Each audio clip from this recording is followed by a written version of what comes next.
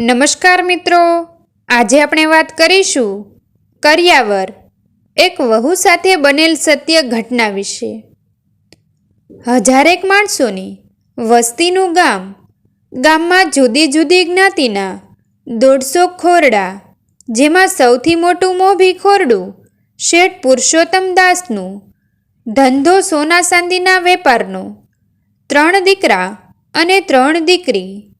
ઘરમાં 2-3 ભેંસો, દૂધ ઘીની રેલમછેલ। મોટું મકાન, 4-5 ઓરડા, ઘર દુકાન ભેગા। મોટું ફળિયું, એ પણ લાદી નાખેલું। નાના નાના ક્યારામાં ફૂલ છોડ। ગામ ખાતે એક જ એમ્બેસેડર કાર શેઠના ફળિયાને શોભાવતી। શેઠનો સ્વભાવ માયાળુ, રહેણી કરણી ઊંચી છતાં સ્વભાવ એકદમ નરમ। સગા સંબંધીનો જામવડો કાયમ જોવા મળે। ગામની કોઈ પણ વ્યક્તિની પડખે જેદી ઈશ્વર પણ ન ઊભા હોય, તેદી શેઠ એનું બાવડું ઝાલે। લગ્ન, પ્રસૂતિ, દવાખાનું, સાંજે માંદે ગામના કોઈ પણ ઘર માટે શેઠના દરવાજા ખુલ્લા ને ખુલ્લા જ। સમય પસાર થતાં દીકરા દીકરીઓ વરાવવાનો સમય થતો હતો। 3 દીકરીઓ મોટી હતી। હર્ષભેર દીકરીઓને એક પછી એક પરણાવી। હવે શેઠને મોટા દીકરાને ઝટ પરણાવી ઘરમાં વહુના સ્વરૂપે દીકરી લાવવાની જાજેરી ઈચ્છા। ખાનદાની ખોરડું સામેથી માગા આવે। સમય જતાં પોતાના ઘર લાયક એક ઘરમાં દીકરાનું સગપણ કર્યું। થોડા સમયમાં જ લગ્ન કર્યા। ગામે ગામથી મહેમાનો નોતર્યા। ગામનો નાનામાં નાનો માણસ પણ શેઠને ત્યાં કંઈક આહુતિયાત કરવા રોકાયો। પ્રસંગ નિર્વિઘ્ને થયો। ફળિયું પાછું હર્યું ભર્યું લાગવા માંડ્યું। એ સમયે આશરે 3 દાયકા પહેલાં ગામમાં નવી પરણેલ વહુનો કરિયાવર પાથરવાનો રિવાજ। ગામના લોકો ખાસ કરીને બૈરાઓ જોવા આવે ને શુકન રૂપે વહુના હાથમાં કંઈક ભેટ સોગાદ રોકડા પૈસા આપે। સૌ મોં મીઠા કરે અને આખો બપોર આમ ગામની સ્ત્રીઓની આવજા રહ્યા કરે। ગામ ખાતે એક આખા બોલી ડોશી, નામ કાળીમાં, પણ યથા નામ તથા ગુણ। રૂપથી કંઈ ખાસ કાળી નહીં, પણ જીભથી કાળી। સરપંચ હોય કે અમલદાર મોઢ જ સંભળાવે। આખા ગામમાં એના જીભની જાણે રાડ। ભલી તો ભલી, નહીં તો કુવાડા કાપે એવી જીભ। ભૂખરું કાપડું ને બજરિયા રંગનો સાડલો એ એનો કાયમી પહેરવેશ। કમરથી સહેજ વળેલી, ચાલવા લાકડીનો ટેકો રાખે। ચાલવાની થોડી તકલીફ સિવાય આંખ કાન નાક દાંત તો જુવાનેય શરમાવે એવા। ઓટલા સભા કરવી, ખટપટ કરવી, સાબુક જેવા વેણ બોલવા એ એનો શોખ અથવા સ્વભાવ। પૈસે ટકે, વળી બેઠી બેઠી ખાઈ શકે એટલી સુખી। ગામના તમામ પ્રસંગે માડીને અલગથી તેડું ને અલગથી નોતરું આપવું પડે એવો તો એનો રૂઆબ। અને વળી ગામની નવી પરણીને આવેલી વહુને યોગ્ય અયોગ્યનો ચિક્કો જાણે કાળીમાં જ મારે। શેઠના દીકરાની વહુનો કરિયાવર પથરાયો તે જોવા ગામના તમામ બૈરાઓ વારાફરતી આવજા કરતા હતા। એવામાં કાળીમાએ ફળિયામાં પગ મૂક્યો। ફળિયામાં જ કેટલાક વ્યક્તિઓ સાથે બેઠેલા શેઠનું ધ્યાન તેના પર પડતા જ ચાલુ વાતને અડધી મૂકીને કાળીમા તરફ જોઈને બોલ્યા, આવો આવો માડી, જે નારાયણ, કેમ મોડા પડ્યા? લે ભઈ, ક્યાં મોડું શું? તારે ન્યા પ્રસંગ હોય ને ભલે હું નો આવું એવું ચાલતું હશે? સારું સારું, લ્યો તઈ મોઢું મીઠું કરો, બોલી શેઠે જગ્યાએથી ઊભા થઈને પતાસા ભરેલો ત્રાસ કાળીમા સામે ધર્યો. મોઢું મીઠું પછી હો, પેલા વહેલા તો મારે વહુનું મોઢું જોવુંસ. હું લઈ આવીશે બાપના ઘરેથી, એ તો જોવા દે. કાળી ડોશી લટકા કરતા કરતા બોલ્યા. બધી રીતે ત્રેવડવાળા શેઠને કાળીમા સામે જીભ ચલાવવાની શેઠની ત્રેવડ ના ચાલી, એટલે આગળ કોઈ પણ બોલ્યા વિના શેઠના મોઢા પર થોડું હસવું આવી ગયું અને પછી બોલ્યા. જાવ ત્યારે સામેની રૂમમાં બધા છે.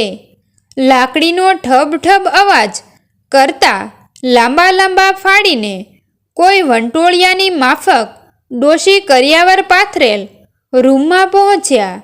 લાકડીનો અવાજ સાંભળીને સાબદા બનેલા અને અગાઉથી જ અંદાજ કાઢી લીધો હોય એ જ રીતે શેઠાણી બોલ્યા. લે આવો આવો માં. કાળી ડોશીએ માત્ર હમ કરી હોંકારામાં પ્રત્યુત્તર વાળ્યો અને કોઈ પ્રશિક્ષિત નિરીક્ષકની માફક નિરીક્ષણ કરવા લાગ્યા અને બોલ્યા. તે શેઠાણી, આપણા નવા વહુ ક્યાં છે હે? આ રહ્યા. શેઠાણીને ટૂંકમાં ટૂંકો જવાબ આપવામાં ભલાઈ લાગી. શેઠાણીએ ઈશારાથી વહુને બોલાવી. વહુ ડાહી અને ખાનદાની ઘરની હતી એટલે સમજી ગઈ કે ડોશી કંઈક વિશેષ વ્યક્તિ છે અને અલગ પ્રકારનું માણસ છે. નારાયણબા કહેતા વહુ ડોશીને પગે લાગ્યા, પરંતુ ડોશીના મોઢા પર કોઈ ફેરફાર ન થયો. તે તો કરિયાવર જોઈ રહી હતી, નિરખી રહી હતી, જાણે એની આંખની કીકીમાંથી આજે એક પણ વસ્તુ બાકાત ન રહે એ રીતે એની દ્રષ્ટિ બધી વસ્તુઓ પર વારાફરતી જતી હતી. ગાદલા, ગોદડા, રજાઈ, ઓશિકા, ટેકા, સાડી, સાંકળા, તોરાવણ, બાજોઠ, ટીપ, વાસણ, ઘરેણાં, કપડાં લત્તા એમ તમામ વસ્તુઓ પર નજર ફેરવી. 2-3 મિનિટ સુધી એક હાથ કમરે અને બીજો હાથ હડપચીએ ચોંટાડી ડોશી જોવામાં મશગુલ હતી. બીજી બૈરાઓ આને જોઈને જ આગી પાછી થઈ ગયેલી. 3 મિનિટના સૂન સોઘડ્યા પછી ડોશી બોલ્યા. હે શેઠાણી, એક વાત કહું? શેઠાણી સમજીને થોડા નજીક ગયા, જેથી ડોશી થોડું ધીમું બોલે, પણ ત્યાં તો ડોશી જોરથી બોલી. બહુ સારા સગા મળ્યા છે હો, કેવું પડે. પણ શેઠાણી સમજી ગયા કે ડોશી દૂધમાંથી પૂરા કાઢે એવી છે, એટલે એ પણ નો કશો પ્રત્યુત્તર આપવાનું ટાળ્યું અને હોઠ ઉપર ખાલી સ્મિત રાખ્યું. ત્યાં ડોશીએ જાણે અધીરાઈથી બોલી. વેવાઈએ બધું દીધું છે, પણ બેડું ક્યાંય દેખાતું નથ. નવી વહુ કશું સમજી શકી નહીં ને શેઠાણીએ ઝડપથી બધી જ વસ્તુ પર નજર ફેરવી લીધી. ત્યાં બીજી બૈરાઓનો ઉંબરા પાસેથી ખુસપુસનો અવાજ આવવા લાગ્યો. વાત બદલાવવાના ઈરાદાથી બીજી બૈરાઓને બહારની બાજુએથી અંદર બોલાવવા શેઠાણીએ ઈશારો કર્યો અને બોલ્યા. લે આવો આવો, કેમ બારીએ ઊભા છો? તમને તો મોઢું મીઠું કરાવવાનું તો રહી ગયું. ઊભા રહો, આવું હો. તમે અંદર આવતા રહ્યો.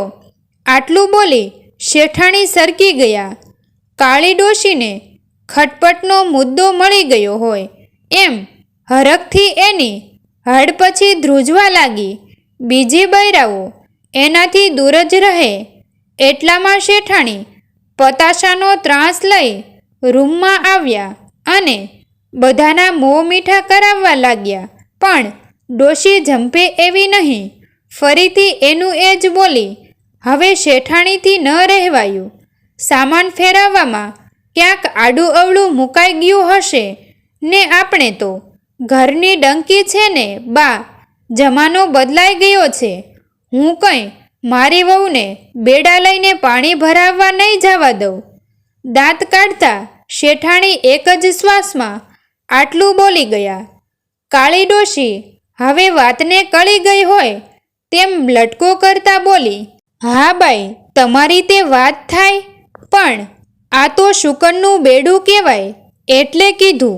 બાપા એટલું દેતા હોય એમાં બેડું ક્યાં ઝાઝું પડાવવાનું છે?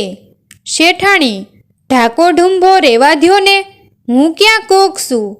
બધી સ્ત્રીઓની નજર શેઠાણીના ચહેરા પર સ્થિર થઈ અને લાગ્યું કે હમણાં શેઠાણી સમસમતું વેણ સંભળાવશે, પણ શેઠાણીએ પરાળનું સ્મિત હોઠ પર જકડી રાખ્યું. એટલામાં જ દુકાનનો નોકર રૂમના ઉંબરે ઊભા ઊભા જ બોલ્યો, બા, આ લ્યો, એમ કહીને ત્રાંબાનું નકશીકામ કરેલું જગારા મારતું એક બેડું રૂમના ઉંબરે મૂકીને ચાલ્યો ગયો. શેઠાણીની આંખમાં ચમક આવી ગઈ અને વહુને વટપૂર્વક આદેશ આપતા બોલ્યા, લ્યો બેટા, ઓલા ખૂણામાં મૂકી દ્યો. બધાયને દેખાય એમ કાળી ડોશીને પોતાનો ઘા ફગી ગયો હોય એમ ઝંખવાણી પડી ગઈ અને સડસડાટ બહાર નીકળી ગઈ. વ્યવહારમાં આવતી જતી સગા સંબંધીની તમામ સ્ત્રીઓએ એક પછી એક વિદાય લીધી. એ દિવસે બધો કરિયાવર પાછો વ્યવસ્થિત જે તે જગ્યાએ મૂકાણો. સામાનની ગોઠવણીમાં ને ગોઠવણીમાં સાંજ પડી ગઈ. ઘરમાં કોઈ પણે કંઈ ચર્ચા કરી નહીં. બીજે દિવસની સવારે નવોઢા વહુ સૌથી પહેલાં ઉઠ્યા. દિનચર્યા પતાવી રસોડામાં પગ મૂક્યો. પોતાની સૂઝથી બધી વસ્તુ હાથવગી કરીને ચા બનાવી અને હાથમાં પાણીનો લોટો અને ચા લઈ ફળિયામાં દાંતણ કરીને બેઠેલા સસરા પાસે ગઈ. ખાટલાની બાજુ પર પડેલ નાના ટેબલ પર પાણી અને ચા મૂકતા વહુ બોલ્યા, બાપુજી, ચા મૂકું છું. નવી વહુનો પહેલ વહેલો અવાજ સાંભળીને શેઠ જરા ઝબકી ગયા. હજુ કંઈ બોલે એ પહેલાં જ વહુ એક બાજુ ફરીને બોલ્યા, બાપુજી, મને એક વાત ન સમજાણી. શું થયું બેટા? નેણને ભેગા કરતા નીચી નજરે જ શેઠ બોલ્યા, બાપુજી, ઓલું બેડું આવ્યું ક્યાંથી? શેઠને આવા કોઈ પ્રશ્નની અપેક્ષા ન હતી એટલે ઉધરસ ખાવાનો ઢોંગ કરીને થોડું મલક્યા. પછી બોલ્યા, તમારા બાપાને ત્યાંથી જ આવ્યું હશે ને બેટા? મને શું ખબર? પાણીના ખળખળાટની જેમ વહુ બોલ્યા, હા હા, સાચું. તો આજથી તમે જ મારા બાપાને.